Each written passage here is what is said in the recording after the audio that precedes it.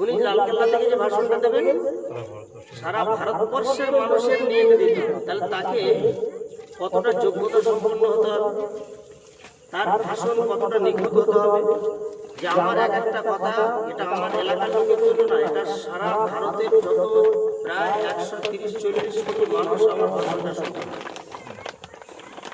আচ্ছা, আপনারা যদি এই ভাষণের ধারাবাহিকতা বুঝতে পারেন পদমর্যাদার ক্ষেত্রে, এবারে ধরুন নবীদের ভাষণগুলো এটা রাষ্ট্রীয় পর্যায়ের ভাষণ ছিল না একটা বুথ লেভেলের ভাষণ ছিল? এটা তো আমরা ধরতেই পারলাম একটা রাষ্ট্রীয় পর্যায়ের ভাষণ, কিন্তু আমরা সফল নই। আমরা এ কথা বলার অর্থ না, আমরা শুধু একটু জানার জন্য বলছি। প্রথমে আমরা মনে করি প্রত্যেকটা নবীদের ভাষণগুলো রাষ্ট্রীয় পর্যায়ে, লক্ষ্য তাদের সারা পৃথিবী, যে যার এলাকা নয়। এরপরে আমরা ভাগ করবো এভাবে। ভাগ করার অর্থ এটা নয় যে আমরা কোন নবীকে ছোট করলাম। আল্লাহ তাআলা নিজেই কোরআনে বলেছেন তিলকা রাসূল ফাদ্দালনা বা'যাহুম আলা বা'য, তিলকা রাসূল ফাদ্দালনা বা'যাহুম আলা বা'য। 3 পারার একদম প্রথম অংশ এটা, যে আমি রাসূলদেরকে নবীদেরকে প্রাধান্য দিয়েছি একজনের উপর আরেকজনের। এটা আল্লাহ সিস্টেম করেছেন, আমরা করছি না। সব রাসূল সমান নয়, সব রাসূলের পদমর্যাদা সমান নয়, রাসূল হিসেবে মর্যাদা সমান, কিন্তু বয়ান বক্তব্য এবং তাদের যে পথ, তারা কোন কোন এলাকায় কিভাবে ভাষণ দেবেন, এই বিশ্লেষণ যদি আমরা করি তাহলে সবাই সমান নন। এটা আল্লাহ নিজেই বলছেন তিলকা রাসূল ফাদ্দালনা, আমি রাসূলদেরকে প্রাধান্য দিয়েছি বা'যাহুম আলা বা'য, একের উপরে এক। এবার আমরা দেখি দুজন নবীর উদাহরণ দিলেই যথেষ্ট। আচ্ছা, হযরত লূত আলাইহিস সালাম নবী ছিলেন, সালেহ আলাইহিস সালাম নবী ছিলেন, হুদ আলাইহিস সালাম নবী ছিলেন, নূহ আলাইহিস সালাম, আদম আলাইহিস সালাম সবাই নবী ছিলেন। এখন এনারা যে ভাষণ দিয়েছেন, এনাদের ভাষণ আর মুহাম্মদ রাসূলুল্লাহ সাল্লাল্লাহু আলাইহি ওয়াসাল্লাম যে ভাষণ দিয়েছেন, এই ভাষণ এই দুটো কিন্তু এক নয়। ভাষণ দেওয়ার সময় তার যে লক্ষ্যটা ছিল, আমি লক্ষ্যের দিক থেকে দুটো এক ছিল, অনেকটা পার্থক্য ছিল। যেমন দেখুন কোরআনে আপনি 19 পারা খুলবেন, চা কি আপনি দিয়ে দেন? তাহলে আপনি এক কাজ করুন, একটু পাশে বন্ধ করুন, একটু সবাই হাত লাগিয়ে দিন, চা খাওয়ার টাইম আলোচনা করুন।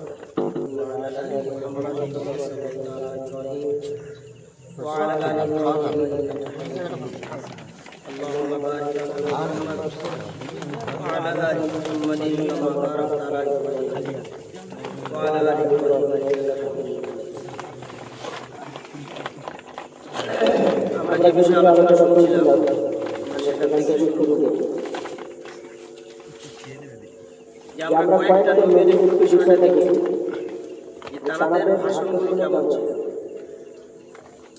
যেমন আল্লাহ তাআলা সূরা শুআরা 19 পারা, এখানে কয়েকটা নবীর ধারাবাহিক তাদের ভাষণ আল্লাহ এখানে উল্লেখ করেছেন। তার মধ্যে আমরা একটা দেখছি ইয ক্বালা লাহুম আখুহুম সালিহুন, তোমরা ওই সময়ের কথা স্মরণ করো। এই মাইক বন্ধ বলেছে, এই শেখ কোথায় গেল? ওই যে একটু কমিয়ে দাও না। কমিয়ে দাও। ইয ক্বালা লাহুম আখুহুম সালিহুন, তোমরা ওই সময়ের কথা স্মরণ করো যখন সালেহ আলাইহিস সালাম তার ভাইদেরকে বলেছে আলা তাত্তাকুন, তোমরা কি আমাকে ভয় করবে না? ইন্নী লাকুম রাসূলুন আমিন, আমি আল্লাহর পক্ষ থেকে একজন আমানতদার রাসূল হয়ে নবী হয়ে এসেছি। আচ্ছা, আপনারা এখানে ভালো করে দেখুন, তিনি সালেহ আলাইহিস সালাম তার ভাইদেরকে বলছেন। আচ্ছা, মাইকে ওই মাইক্রোফোনটা রেখে দেন ওখানে দিয়ে, আর আপনি দূরেতে কথা ওখানেই রাখেন, সামনে রাখেন। হ্যাঁ, ওখানে রেখে দেন। আওয়াজটা এই কারণে মাইক্রোফোনটা কাটা দিয়ে গেছে, মাইকটা দূরে রাখতে হবে। মাথায় লাগে, আর এমনি মাথায় লাগছে। মুখি ভালো। হযরত সালেহ আলাইহিস সালাম তার ভাইদেরকে বললেন। তো আরবি ভাষায় গ্রামারে আমরা ভাই, একটা নিজের ভাই হয়, একটা বংশের ভাই হয়। এখানে ভাই বলে বোঝানো হলো তিনি তার বংশের লোকদেরকে সম্বোধন করে বলেছেন, তার ভাই ব্রাদার, আমরা যেটা যে ভাই ব্রাদার যারা হবে তাদের সম্বোধন করে তিনি বললেন। আচ্ছা ঠিক এরকম ভাবে আপনি দেখুন আর একটা নবীর কথা আমি এখানে বলি। ইজ ক্বালা লাহুম আখুহুম লুতুন আলা তাত্তাকুন, লূত আলাইহিস সালাম যখন তার ভাইদেরকে বললেন। তাহলে এখানে পিছনের নবীদের যে ইতিহাসটা আমরা পাই, তার বংশ বা তার ব্রাদার, তার ফ্যামিলি, তার গোষ্ঠী, তার গোত্রে নির্দিষ্ট একটা গোত্রের জন্য তানারা সম্বোধন করেছিলেন। সালেহ আলাইহিস সালাম তার গোত্রকে তিনি বলে বোঝালেন। তো এখানে দেখছি লূত আলাইহিস সালাম তার গোত্রকে বোঝাচ্ছেন। আবার দেখুন পরের পেজে আল্লাহ তাআলা এখানে বলছেন যে ইজ ক্বালা লাহুম আখুহুম, যখন হযরত নূহ আলাইহিস সালাম তার গোত্রকে বোঝালেন, আখুহুম নূহুন আলা তাত্তাকুন, নূহ আলাইহিস সালাম যখন তার গোত্রকে বোঝালেন। আচ্ছা এরকম কোন আয়াত কোরআনে কি আছে? বন্ধ করে দেন। এখানে কোন আয়াত কি আমরা কোরআনে এরকম পাবো যে যেখানে আমাদের নবী মুহাম্মদ সাল্লাল্লাহু আলাইহি ওয়াসাল্লামের বিষয়ে বলা হয়েছে তিনি যখন ভাষণ দিতেন বা তিনি যখন তার জাতিকে সম্বোধন করে বোঝাতেন, তখন সেই কথার মধ্যে কেবলমাত্র তার একটা বংশ, অর্থাৎ আমরা সৈয়দ বংশ, কোরাইশ বংশ, এই বংশকে টার্গেট করে তিনি বলতেন কি? এরকম কোনো আমরা পাবো না। আপনি বলবেন ঠিক আছে, আমি এটাও একটা দলিল দিয়ে দিলে বুঝতে পারবেন। এটা তো আপনার এরকম সব নবীর ভাষণ। ইজ ক্বালা আখুহুম, দেখছেন ইজ ক্বালা লাহুম আখুহুম শুআয়ব, যখন শুআয়ব আলাইহিস সালাম তার জাতিকে বোঝায়। এখানে আমরা দেখছি সূরাতুল আরাফের মধ্যে মুহাম্মদ সাল্লাল্লাহু আলাইহি ওয়াসাল্লামের ভাষণ যখন তিনি দিতেন, ভালো করে বুঝুন, নবীদের সব ভাষণ রাষ্ট্রীয় ভাষণ হলেও কিন্তু একটা জায়গায় পার্থক্য আছে, সেটা কিন্তু আমাদের মনে রাখতে হবে যে অন্যান্য নবীদের তুলনায় মুহাম্মদ সাল্লাল্লাহু আলাইহি ওয়াসাল্লামের ভাষণের ভঙ্গিটা ছিল সম্পূর্ণ একটা আলাদা। মনে হয় যেন তিনি একটা প্রেসিডেন্ট, তিনি একটা রাষ্ট্রপতি, তিনি দেশের সারা পৃথিবীর যেন একটা নায়ক, রাষ্ট্রনায়ক যেমন কথা বললে তার যে ওয়েটটা থাকে আপনি সে ওয়েটটা পাবেন। আল্লাহ তাআলা এখানে বলছেন কুল ইয়া আইয়ুহান নাস, হে নবী আপনি ভাষণ দিন, জনগণের উদ্দেশ্যে আপনি দাওয়াত দিন। আপনার দাওয়াতের ভাষাটা কেমন হবে? ইয়া আইয়ুহান নাস, আপনি এইভাবে বলুন। কুল মানে আল্লাহ বলছেন, নবী আপনি এইভাবে বলুন, ইয়া আইয়ুহান নাস, হে মানব জাতি। আমরা এখান থেকে বিশ্লেষণ করতে পারি মুহাম্মদ সাল্লাল্লাহু আলাইহি ওয়াসাল্লাম তিনি শুধু মুসলমানদের নবী ছিলেন না। যদি থাকতেন তাহলে সূরাতুল আরাফ এই আয়াতে আমরা এখানে ইয়া আইয়ুহান নাসের জায়গায় তিনি বলতেন ইয়া আইয়ুহাল মুসলিমিন, হে মুসলমানরা শুনে নাও। কিন্তু আল্লাহ তাআলা শেখাচ্ছেন তুমি বলো ইয়া আইয়ুহান নাস। নাস মানে হিন্দু, নাস মানে খ্রিস্টান, নাস মানে মুসলিম, নাস মানে যত জাতি পৃথিবীতে হতে পারে, আর যত জাতি তখন ছিল আর এখন। আচ্ছা বলুন, কথা বলুন। কি মোহাম্মদ কি বলছে? মেয়েরা শুনতে পারে না গ্রামের? হ্যাঁ আমার কাছে কেন এখন এই মাইকটা একটু সাউন্ডটা কমালে ভালো হয়। মাইকে দিদি বলছে। না সে ঠিক আছে, সাউন্ড একটু কমাতে হবে। মাইকে দিদি এতটা বলছে। বেশি দিয়ে কি জ্ঞান হচ্ছে?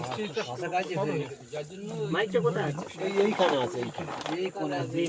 তাহলে এখান থেকে বোঝা যাচ্ছে এই মানব জাতি মানে তখন সময় যতগুলো মানব ছিল তা নয়, কিয়ামত পর্যন্ত আনেওয়ালা ইনসানকে সম্বোধন করে মুহাম্মদ সাল্লাল্লাহু আলাইহি ওয়াসাল্লাম কিন্তু তিনি এইভাবে কথা বলছেন, ইয়া আইয়ুহান নাস ইন্নী রাসূলুল্লাহি ইলাইকুম জামিআ, ইন্নী রাসূলুল্লাহি ইলাইকুম জামিআ, নিশ্চয়ই আমি নবী। কি বলছেন? আমি নবী হয়ে এসেছি, রসুল হয়ে এসেছি, আমি দূত হিসাবে এসেছি, জামিআ সবাইয়ের নিকটে, সকলের কাছে। এখান থেকে আরো একটা জিনিস আমরা বার করতে পারি এই জামি শব্দ দিয়ে, যে আল্লাহর রাসূল সাল্লাল্লাহু আলাইহি ওয়াসাল্লাম, যেমন আমরা অন্য একটা জায়গায় পাই মুহাম্মদ সাল্লাল্লাহু আলাইহি ওয়াসাল্লামের ভাষণের ব্যাপারে, দাওয়াতের ব্যাপারে, ওমা আরসালনাকা ইল্লা রাহমাতাল লিল আলামিন। আচ্ছা তো জি, এ তো প্রায় বলে আমাদের জলসা জুলুস, কিন্তু এর এক একটা বিশ্লেষণ আমাদের বুঝতে হবে।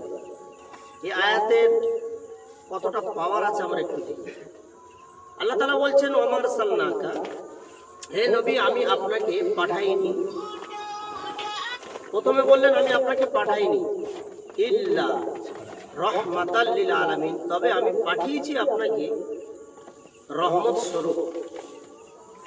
তাদের কাছে আলামিন, সমস্ত জগতের অধিবাসী যারা, সমস্ত জগতের বাসিন্দা যারা, সমস্ত জগতের কাছে আমি আপনাকে রহমত করে পাঠিয়েছি। আচ্ছা, এখান থেকে আপনি দেখুন আল্লাহ তাআলা তিনি নিজের জন্য কি ব্যবহার করেছেন সূরা ফাতিহার প্রথমে শব্দটা একই কিনা দেখুন। যে শব্দ নিজের জন্য তিনি চয়েস করেছেন, নিজের পরিচয় দেওয়ার জন্য আল্লাহ তাআলা যে শব্দটা ব্যবহার করেছেন সেই শব্দটা নবীর জন্য তিনি ব্যবহার করছেন কিনা। আর আমরা এটাও বুঝে নেওয়ার চেষ্টা করি ওই শব্দটা কিন্তু আর কোনো নবীর জন্য ব্যবহার হয়নি। আল্লাহ তাআলা সূরা ফাতিহাতে আমাদেরকে শেখালেন আলহামদুলিল্লাহ রাব্বিল আলামিন। ওখানে আছে ওমার সাল্লাকা ইল্লা রাহমাতাল লিল আলামিন, শব্দটা কি? তো আল্লাহ বলছেন আলহামদুলিল্লাহ রাব্বিল আলামিন, সমস্ত প্রশংসা ওই রবের যিনি সমস্ত জগতের পালনকর্তা। এই যে সমস্ত শব্দটা ব্যবহার করলাম, আলামিনের অর্থ সমস্ত জগতের পালনকর্তা। আচ্ছা, আল্লাহ তাআলা তিনি বলছেন আমি সমস্ত জগতের পালনকর্তা।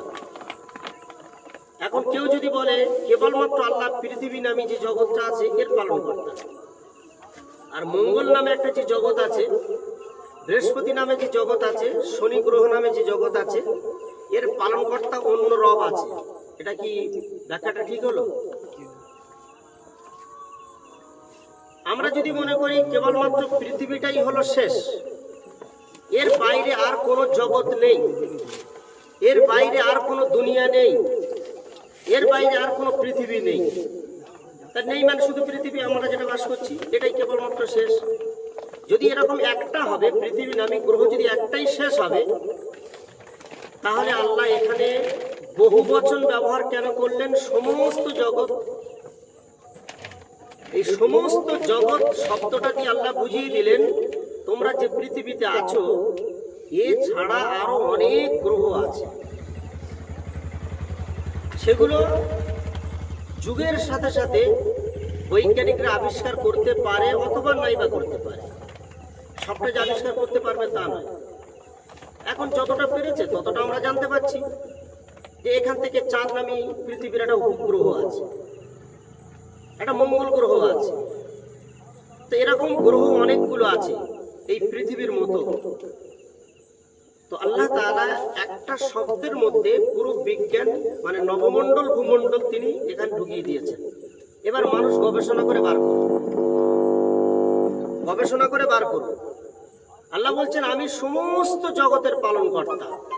শব্দ যদি আলামিন থেকে এই ব্যাখ্যাটা বার হয়, তাহলে আপনি দেখুন একই শব্দ নবী মুহাম্মদ রাসূলুল্লাহর জন্য তিনি বললেন যে ওমার সাল্লাকা ইল্লা রাহমাতাল লিল আলামিন, আমি আপনাকে রহমত করে পাঠিয়েছি, শুধু পৃথিবী নামী জগতের জন্য না, সমস্ত জগতের জন্য আপনি রহমত।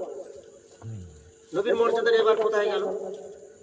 এখন আমি এখান থেকে যদি বলতে পারি একজন কোরআনের ছাত্র হিসাবে, আগামীতে যদি মানুষ মঙ্গল গ্রহে চলে যায়, শনি গ্রহে বাস করতে চলে যায়, বা এমনিতে যায়, এখন মানুষ চাঁদে যাচ্ছে, যাক যেখানেই যাক না কেন, পাড়ি দিক না কেন, সেখানকার আধিপত্য, সেখানকার তরিকা একমাত্র চলবে মুহাম্মদ রাসূলুল্লাহ।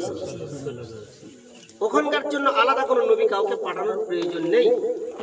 যদি কোনো অমুসলিম প্রশ্ন করতে পারে হয়তো যে মুহাম্মদ সাল্লাল্লাহু আলাইহি ওয়াসাল্লাম তিনি তো দুনিয়ার জন্য, সমস্ত দুনিয়ার জন্য নবী, আপনি কথার ভিতরে তাকে বলতে পারেন সমস্ত দুনিয়া নয়, সমস্ত জগৎ যত গ্রহ উপগ্রহ আছে, আবিষ্কার হয়েছে হয়নি, সবটার জন্য তিনি। যদি মানুষ এখান থেকে চাঁদে চলে যায় আর গিয়ে যদি মনে করে এখানে মুহাম্মদ সাল্লাল্লাহু আলাইহি ওয়াসাল্লামের নিয়ম কানুন, আল্লাহর কোনো বিধান ফলো করার প্রয়োজন নেই, কেন? আমি তার পৃথিবীতে নেই, আমি পৃথিবী ছেড়ে বাইরে চলে এসেছি, আমি এখন মঙ্গলে অবস্থান করছি, এখন আমার জন্য নামাজের তরিকা মুহাম্মদ সাল্লাল্লাহু আলাইহি ওয়াসাল্লামের তরিকা না মানলেও চলবে না। আপনাকে যে মানতে হবে, আপনি সাবমেরিনে করে পানির নিচে চলে যান আর আসমানে গিয়ে উড়ো, যেখানেই যান না কেন সমস্ত জায়গার ক্ষমতাবান যেমন আমার আল্লাহ, একমাত্র ক্ষমতাবান, ক্ষমতার মালিক আল্লাহ, তো সেখানে তরিকার মালিক মুহাম্মদ সাল্লাল্লাহু আলাইহি ওয়াসাল্লাম। এটা প্রথম। তাহলে এমন একজন বিখ্যাত নবী যার ভাষণটা কেবলমাত্র এই পৃথিবী নামী গ্রহের মানুষের জন্য নয়, এটা সমস্ত মখলুকের জন্য যার ভাষণটা কার্যকরী হবে, তার ভাষণের ভাবভঙ্গি, তিনি যখন স্টেজে কথা বলবেন তার দাওয়াতের কথাবার্তা কত উচ্চাঙ্গের হওয়া উচিত এবার আপনি বলবেন। তাই তিনি বলেছেন কুলিয়া আইয়ুহান নাস, হে মানব জাতি, ইন্নী রাসূলুল্লাহি ইলাইকুম জামিআ, আমি লাহু মুলকুর পরে আছে লাহু মুলকুস সামাওয়াতি ওয়াল আরজ, আসমান, সাত জমিনের মালিক যে আল্লাহ, সেই আল্লাহ আমাকে সকলের জন্য নবী করে পাঠিয়েছে। ঠিক আছে, এইভাবে থাক না তো সমস্যা হচ্ছে এখানে। এই আওয়াজটা যাচ্ছে না ওখানে? তো এইদিকে মাইক থাকলে এইদিকে আওয়াজ যায়, একটাই তো মাইক। বসার জায়গা তো ওখানে করে দিয়েছি। আচ্ছা, ওখানে করে দিলে আর আপনি মাইক দিয়েছেন বুক করে। মাইক ঘুরে না আসতো, যাচ্ছিল তো, যাচ্ছিল, ঠিক আছে ওখানে। এখন আওয়াজটা ঠিকই আছে। এই জায়গাটা আওয়াজটা ঠিক আছে, এখানে ভালো হচ্ছে। দিনের বাড়ি জিন্দালি তো ওদিক করে দিস তো। শ্রোতাগুলো আছে, তারা জনসংখ্যা অনেকটা বেশি, তাই তাদের উদ্দেশ্যে তিনি সূরাগুলো পাঠ করছেন। তাহলে এই সূরার অর্থটা আমরা একটু দেখি, চেষ্টা করি। সূরাতুল গাশিয়া, এটা মাক্কি সূরা। এই সূরা আমরা আলোচনা করলাম যে এটা 68তম সূরা। এর মধ্যে রুকু আছে একটা। হাল আতাকা হাদিসুল গাশিয়া। আল্লাহ বলছেন, হে নবী, আপনার কাছে কি হাদিসুল গাশিয়া, আপনার কাছে কি পৌঁছেছে গাশিয়ার খবর? এই গাশিয়া বলতে কি?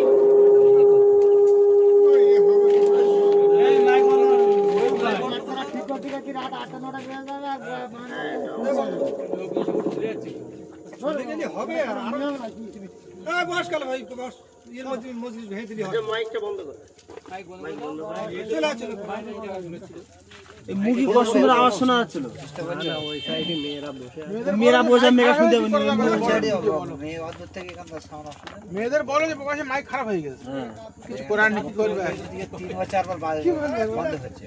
ওনার বাড়ি এখন সেই ওখানে আর এখানে করছে, কি হবে মেয়েরা কি শুনবে?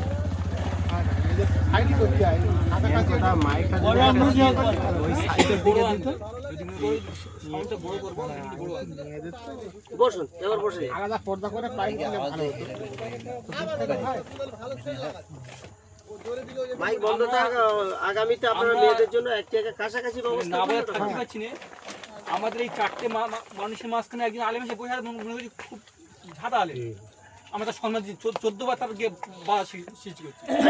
হাল আতাকা হাদিসুল গাশিয়া। আল্লাহ তাআলা নবী মুহাম্মদ রাসূলুল্লাহ সাল্লাল্লাহু আলাইহি ওয়াসাল্লামকে বলছেন, তরজমাটা প্রথম থেকে, হে নবী, আপনার কাছে কি গাশিয়ার খবর পৌঁছেছে? আল্লাহ জিজ্ঞাসা করছেন গাশিয়ার খবর। গাশিয়াটা কি আমি তাফসীরে বলবো। উজুহু ইয়াওমাইজিন খাশিয়া, যেদিনে মানুষ দুটো দলে ভাগ হয়ে যাবে। ইয়াওমাইজিন খাশিয়া, একদল মানুষের চেহারা নিচু হয়ে যাবে। আমিলাতুন নাসিবা, তারা আমল করতে করতে ক্লান্ত হয়ে যাবে। তাসলা নারান হামিয়া, অথচ তারা জাহান্নামে চলে যাবে। তুসকা মিন আইনিন আনিয়া, তাদের পান করানো হবে আইনিন আনিয়া, গরম ঝর্ণার পানি। লাইসা লাহুম তুআমুন ইল্লা মিন জারি, যেখানে তাদের কোনো খাবার থাকবে না, ইল্লা মিন জারি, জারি ছাড়া। জারিটাও তাফসীরে বলবো কি বিষয়টা।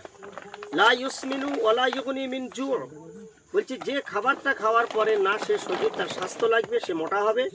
ওয়ালা ইউগনি মিন জু', না তার ক্ষুধা নিবারণ হবে। এটা একদল মানুষ। আরেকদল মানুষ কারা?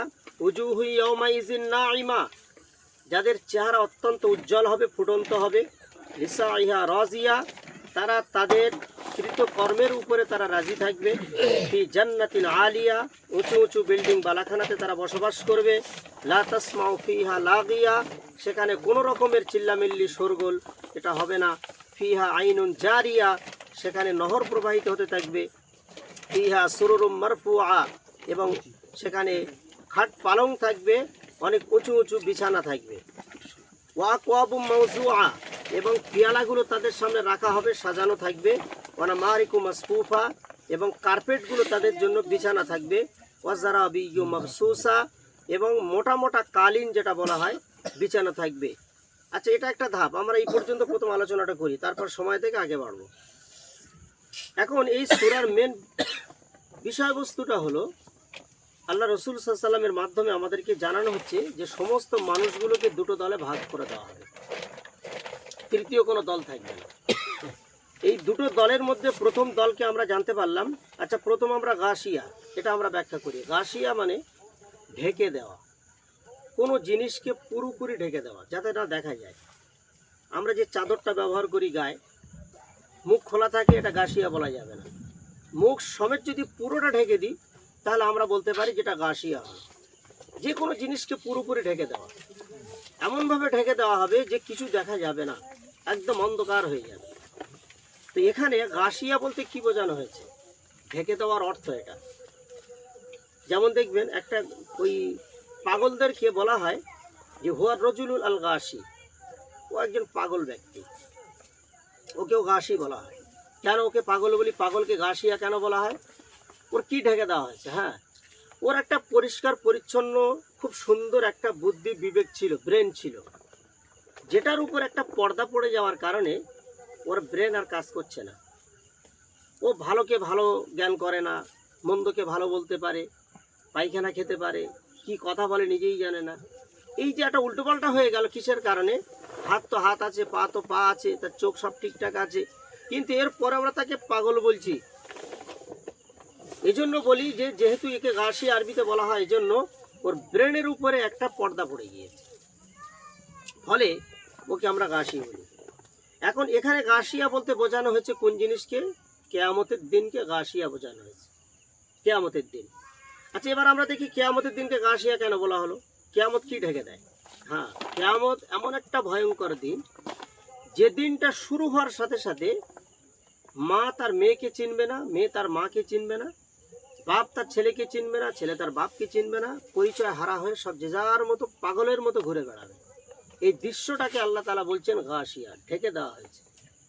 অরিজিনাল পরিচয়গুলো মানুষ হারিয়ে ফেলবে, যেটা আমরা এই 30 পারা সূরা আবাসাতে আমরা লাস্টের দিকে পাই, যেখানে আল্লাহ তাআলা বলেছেন যে বাপ পালিয়ে যাবে। ইয়াউমা ইয়াফিরুল মারউ মিন আখি, ইয়াউমা ইয়াফিরুল মারউ মিন আখি ওয়া উম্মিহি ওয়া আবি। বলছে সেই দিনে মানুষ তার বাপ থেকে, ছেলে পালিয়ে যাবে, ছেলে বাপের কাছ থেকে ছুট মারবে। ওয়া উম্মিহি, মায়ের কাছ থেকে মেয়ে পালিয়ে যাবে, সন্তানরা পালিয়ে যাবে। ওয়া আখিহি, ভাইয়ের কাছ থেকে পালিয়ে যাবে। কেন পালিয়ে যাবে? এই যে পালিয়ে যাওয়ার অর্থটা আমরা বুঝতে পারছি, পালিয়ে যাবে। আচ্ছা, নিজের বাপ যদি দৌড় মারে তো মসজিদের ইমাম সাহেব দাঁড়াবে তো? না, আমার তো মনে হয় দাঁড়াবে না। কেন? এটা ভালো করে ইসলামটাকে আমাদের ভালো করে বুঝতে হবে। আমার ব্লাড কানেকশন যার সাথে আছে, যে আমার লালন পালন করলো, কোলে পিঠে করে মানুষ করলো, কত না জানি কত চুমু খেয়েছে আমার বাপ আমার মুখে, সেই পিতা যে একসময় বলেছিল জান দিতে রেডি আছি, সে পর্যন্ত যখন দাঁড়াচ্ছে না। ইয়াফিরু শব্দের মানে আপনি ডিকশনারি খুলে দেখবেন পালানো, পালানো শব্দ ব্যবহার করা হয়েছে। হেঁটে হেঁটে যাবে তা না, পালিয়ে যাবে, একদম দ্রুত পালিয়ে যাবে।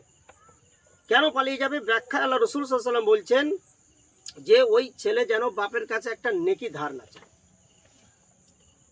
নেকি ধার চাওয়াটা তো অপরাধ কিছু নয়, সে তো পুরো নেকি নিয়ে চলে যাচ্ছে না। ভাই আব্বা হিসাবে তুমি আমার পুরো নেকিটা দাও, আমার এদিকে কম পড়ে গিয়েছে বিচারের দিনে। একটা নেকি, হাদিস আল্লাহ রাসূল বলছেন যে একটা নেকির জন্য তা চাইনি। বাপ মনে করবে যে ওই ছেলেটা যে আমার কাছে আসছে হয়তো চাইতে পারে, এই সন্দেহে যদি বাপ পালিয়ে যায়, মা পালিয়ে যায়, আর নিজের সব ব্লাডের সম্পর্কটা কোরআনে বলা হয়েছে, যতগুলো ব্লাড কানেকশন আমাদের সাথে আছে, এরা যদি পালিয়ে যায়, সেদিন মসজিদের ইমাম, আমার কোনো বন্ধু যিনি আলেম মানুষ আছেন, আমরা যাদের ভরসা হয়তো বসে আছি যে উনি হয়তো আমার কিছু উপকারে আসবেন মরণের পরে, সে যে হোক আর যাই হোক, কি করে দাঁড়াতে পারে? একজন মহিলা, তিনি একটা পরীক্ষা করছেন একটা আল্লাহর ওলিকে, আলের মাঝখান দিয়ে হেঁটে হেঁটে যাচ্ছে, জমির মাঝখান দিয়ে, আর এ পিছনে পিছনে আছে। এখন সাধারণত আলেম ওলামা বা পীর সাহেব যারা আমাদের একটু উচ্চ শ্রেণীর লোক, এরা কি মাঠে ঘাটে থাকে? এরা আলে চলা অভ্যাস আছে, কিন্তু একটা চাষি সরু আল দিয়ে ঘা ঘা করে চলে যাবে। কিন্তু একটা আলেম মানুষ তার যদি নামিয়ে দেন, যে জীবনে মাঠে ফাটে নামে নে, ও চলতে পারবে না। এখন হুজুরকে সামনে দিয়েছে, মহিলা পিছনে আছে, চলুন হুজুর সামনে, যেতে গিয়ে আলের উপর দিয়ে গড়ি পড়ে গেছে। যেই পা স্লিপ করে পড়েছে, মহিলা তখন বলছে এত চওড়া আলে যদি আপনি পড়ে যান, তা সেদিন পুলিশ তিরারতের মতো পোল আপনি কি করে পারেন? এটা দুনিয়াবি যুক্তি, যে তাকে একটু ঠেস দেওয়ার জন্য, যে তাহলে কি ভয়ঙ্কর দিন সেদিন আসতে চলেছে। এখন এখানে গাশিয়া কিয়ামতকে জন্য বলা হয়েছে, কেউ সেদিন কাউকে চিনতে পারবে না, চোখে সব পর্দা পড়ে যাবে। সূরা হজের মধ্যে 17 পারাতে আল্লাহ বলেছেন গর্ভবতী মহিলাদের সেদিন পরিস্থিতিটা হবে যে কখন যে গর্ভপাত হয়ে যাবে নিজে বুঝতে পারবে না। তাহলে কি একটা দৃশ্য সেদিন শুরু হয়ে যাবে। এই জন্য আল্লাহ তাআলা কিয়ামতের দিনটাকে তিনি গাশিয়া দিয়ে ব্যাখ্যা করেছেন, ঢেকে দেবে একদম, কোনো পরিচয় কেউ কারো খুঁজে পাবে না। আচ্ছা, এই দিনে আল্লাহ বলছেন যে মানুষ, দুই ধরনের মানুষ সেদিন সামনে আসবে। এত বিপদের দিনে আল্লাহ বলছেন একদল মানুষ সেদিন তোমরা দেখতে পাবে যাদের চেহারা ভীত সন্ত্রস্ত, তারা নতজানু স্বীকার করে আছে, মাথা নিচু করে আছে, মাথা তুলতে পারছে না লজ্জায়। আপনি দেখবেন পুলিশ যখন আসামি ধরে, আর এখন তো মিডিয়ার যুগ, ধরলো ঠিক আছে, ধরার পরে সঙ্গে সঙ্গে ওই যে একটা অ্যারেস্ট করে নিয়ে যায়, আর দেখবেন ওই সময় মিডিয়ারা সামনে চলে আসে তো এসে মাইক্রোফোন ধরলো, আপনি কি করেছেন। আচ্ছা, ও যদি বড় ধরনের একটা খুন খারাপি করে যায়, জেলে যাচ্ছে বা পুলিশ ধরে নিয়ে যাচ্ছে, অথবা এমন একটা কাজ করেছে যা সত্যি লজ্জাজনক, ধরা পড়ার পরে বুঝতে পারছে না করলে ভালো হতো, ওই সময় যদি মাইক্রোফোন ধরে, ও মাথা তুলে কথা বলাটা কতটা কঠিন বলুন দিন দেখি। তো ঠিক এরকমভাবে আল্লাহ বলছেন যে একদল মানুষ সেদিনে যখন তাদেরকে ধরে নিয়ে যাওয়া হবে, খাসিয়া, তারা খুব মাথা নিচু করে সেই দিন থাকবে, মাথা তোলার সাহস তাদের থাকবে না। আমিলাতুন নাসিবা, এরা কারা ছিল দুনিয়াতে? আল্লাহ বলছেন এরা বেআমল লোক ছিল না, যারা আমল টামল করে না, নামাজ রোজা করেনি, হজ জায়গা না, বলছে অত্যন্ত আমলকারী লোক ছিল এরা। আমিলা, আমল করনে ওয়ালা ছিল এরা, প্রচুর পরিমাণ আমল করেছিল। এত আমল করেছে, রাত দিন 24 ঘন্টা এত আমল করেছে, কোরআন বলছে নাসিবা, ক্লান্ত হয়ে যেত। একটা মানুষ যদি 100 টাকার নামাজ পড়ে ক্লান্ত হয়ে যাবে, একটা মানুষ যদি পর 10টা 5টা করে রোজা রেখে দেয় ক্লান্ত হয়ে যাবে। বলছি এরকম এক একটা রোজা রেখে রোজাদার হয়নি এরা রোজার সীমা ছিল না। রোজা রাখতে রাখতে আল্লাহ রাসূল বলছে খেজুরের ডালের মতো শুরু হয়ে গেছে, নামাজ পড়তে পড়তে কপাল কালো করে ফেলে দিয়েছে। তো বলছে এরা এই ধরনের লোক হবে। এটা কিন্তু বড় ভয়ঙ্কর একটা বিষয়। কেন বিষয়? যে আমরা তো প্রত্যেকেই আমল কম বেশি করছি, এখন আমল করার পরে যদি আমলকারী জাহান্নামে চলে যায়, এরপরে বলছেন তাসলা নারান হামিয়া, অত্যন্ত মানে একটা জ্বলন্ত আগুনে এদেরকে সেদিন নিক্ষেপ করা হবে। তাহলে আমি আমলটা করার পরে যদি জাহান্নামে যেতে হয়, তাহলে আমলটা আমার করাটাই তো বৃথা হয়ে গেল। কিন্তু না, পরে সুসংবাদ আসছে, আল্লাহ তাআলা বলছেন এরা ক্লান্ত হয়ে যাবে আমল করতে করতে। তাসলা নারান হামিয়া, এর ব্যাখ্যাটা কিন্তু এখানে নেই কোন আমলকারী, আমি বলে দিই। এটা আপনি পাবেন কোরআনে, আপনার ওই সূরা কাহাফের মধ্যে। কোন আমলকারী? যে আমলকারী, আমি আয়াতটা আপনার বার করি, তাহলে একটু যদি আপনারা পরবর্তীতে দেখেন সুবিধা হবে।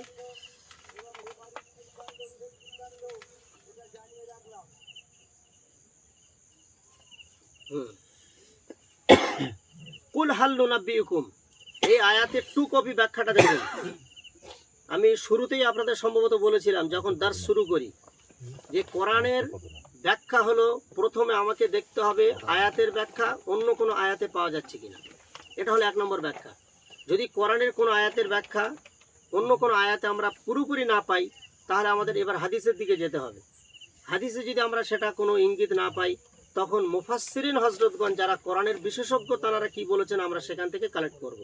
আমরা এখান থেকে দেখছি যে এই আয়াতের ব্যাখ্যা এখানে আমরা যথেষ্ট পরিমাণে পেয়ে যাচ্ছি। আল্লাহ বলছেন কুল হাল নুনাব্বিউকুম বিল আকসারিনা আমালা, আল্লাহ বলছেন আমি কি হে নবী বলে দেবো না, তোমাকে বলবো না, নুনাব্বিউকুম খবর কি দেবো না, বিল আকসারিনা আমালা, অত্যন্ত পরিমাণ আমল কারণেওয়ালা যারা হবে, অথচ তারাই ক্ষতিগ্রস্ত হবে।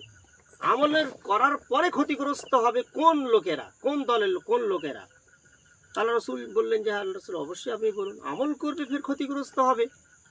কারা তারা? আল্লাহ পরিচয় দিচ্ছেন আল্লাযীনা, ওই সমস্ত লোক, যাল্লা সাইহুম ফিল হায়াতিদ দুনিয়া, দুনিয়াবী জীবনে যাদের মেহনত প্রচেষ্টা তাদেরকে গোমরাহির দিকে নিয়ে গিয়েছে। ওরা চেষ্টা করেছে, আমল করেছে, কষ্ট করেছে, কিন্তু তাদের চেষ্টা, তাদের মেহনত, তাদের আমল, তাদের নামাজ, তাদের রোজা সব গোমরাহির দিকে নিয়ে চলে গিয়েছিল।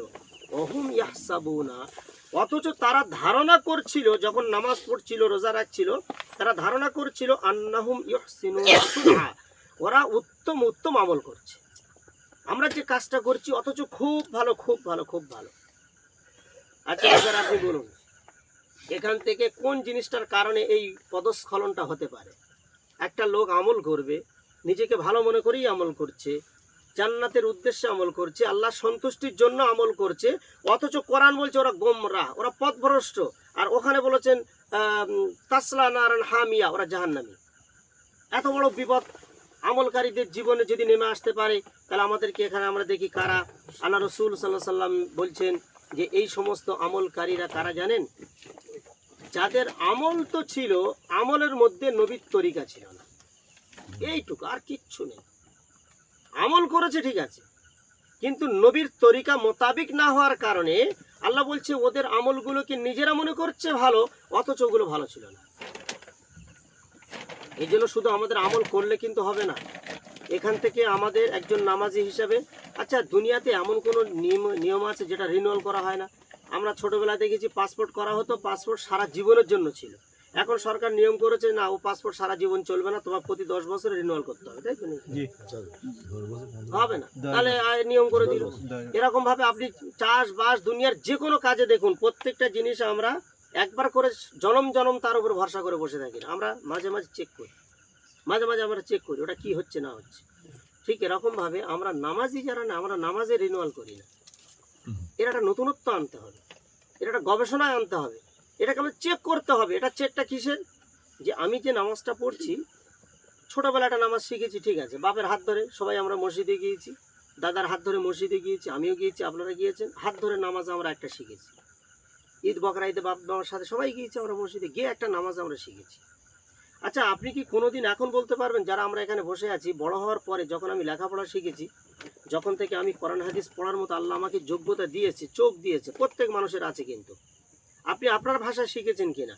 সেই ভাষাটা শেখার পরে আপনি যে নামাজটা হাত ধরে শিখেছিলেন বাপদাদার, সেই নামাজটা পরবর্তীতে হাদিস এবং কোরআনের সাথে মিলিয়ে নেওয়ার জন্য একদিনও কি আপনি গবেষণা করেছেন? আমার তো মানে অধিকাংশ করেছে, অনেকে, অধিকাংশ মানুষ আমরা বলবো না আমরা করি না। আর এটা আমাদের সমাজের অবস্থা, বিশেষ করে বাঙালি মুসলমান। এখন সেই ছোটবেলার বাপদাদার সেই নামাজ, বাপদাদার রোজা, বাপদাদার হজ, বাপদাদার শেখানো তরিকা, যেটা তখনকার সময় চলেছিল, সেই জিনিসটা আমরা পরবর্তীতে বড় হয়ে আমার কাজই এটা ছিল রিনিউয়াল করা। এইবার অন্তত আমি চেক করে দেখি। আমি নাম বলছি না, আমি একজন অত্যন্ত পুরনো মুসল্লি আমার ওখানে, আমি তাকে দাদা বলে সম্বোধন করি। আমি ওনাকে জানতে চাইলাম, আমি দাদা আপনি কত বছর নামাজ পড়ছেন? তা বলছে আমি প্রায় আমার 10 বছর বয়স থেকে, কেন আমি ছোটোবেলাতে নামাজ। বেশ ভালো, এখন তার বয়স হয়ে গিয়েছে, চাকরি থেকে রিটায়ার করেছে, মাস্টার মশাই সাহেব, ওনার অত্যন্ত সুপরিচিত লোক, নাম বললে চিনতে পারবেন, নাম বলছি না। আমি জিজ্ঞাসা করলাম, দাদা আপনার নামাজটা, আপনার রুকু, আপনার সেজদা, আপনার রুকুটা হাদিসে আছে কি নেই বা কিভাবে আছে আপনি কোনোদিন খুলে দেখেছেন? বলছে না। আপনার রুকু সেজদা? বলছে কিছু। আর এইটাই আমরা চাচ্ছি যে মানুষ তার নামাজ ঠিক আছে পড়ুক, কিন্তু তার নামাজটা রিনিউয়াল করুক, হাদিসের সাথে মিলিয়ে নিই। এটা হলো কোষ্ঠীপাত, যাচাই করে নিই। এখন আপনি বাপদাদা, একেই বলে বাপদাদা ধর্মের উপরে টিকে থাকে। আল্লাহ তাআলা এই জাতীয় নামাজিদের জন্য বলছেন। সাহাবীরা কিন্তু এভাবে সাহাবী হয়নি। সাহাবীরা সাহাবী হয়েছেন মুহাম্মদ সাল্লাল্লাহু আলাইহি ওয়াসাল্লামের মতো একটা শিক্ষক পেয়ে, তবে সাহাবী হয়েছেন। আচ্ছা সাহাবীদের যে মর্যাদা, তাবিঈনদের কি সেই মর্যাদা? নয়। কেন? ফেরা হয়ে গেছে শিক্ষক, অন্য কিছু ফেরা হয়নি, কোনো জিনিস ফেরা হয়নি। আজকের সাহাবীরাও মানুষ, তাবিঈনরা মানুষ, তাবিঈনরা মানুষ। আমি 3টে ধাপের কথা বলি, তাহলে এদের মধ্যে মর্যাদা এত ফেরা কেন? আমরা সাহাবীদেরকে যে নজরে দেখি, তাবিঈনদের সেই নজরে দেখি না। তাবিঈনদের যে নজরে দেখি, তাবিঈনদের সেই নজরে দেখি না। কেন? আল্লাহ রসুল তো নিজেই বলেছেন, জুমার খুতবায় আমরা সবাই পাঠ করি যে সুম্মাল্লাযীনা করনি, সুম্মাল্লাযীনা করনি, সুম্মাল্লাযীনা করনি ইয়ালুনাহুম। এই যে সুম্মাল্লাযীনা করনি, আল্লাহ রসুল বলছেন খায়রুন নাস করনি, সবচেয়ে উত্তম লোক বাস করবে আমার জামানায়, রসুলের জামানায়। তো রসুলের জামানায় উত্তম লোক যদি বাস করে, তো তারা কারা? সাহাবী। তারপরে রসুল বলছেন সুম্মাল্লাযীনা করনি ইয়ালুনাহুম, তারপরে আসবে তারপরের ধাপের লোক, অর্থাৎ তাবিঈন।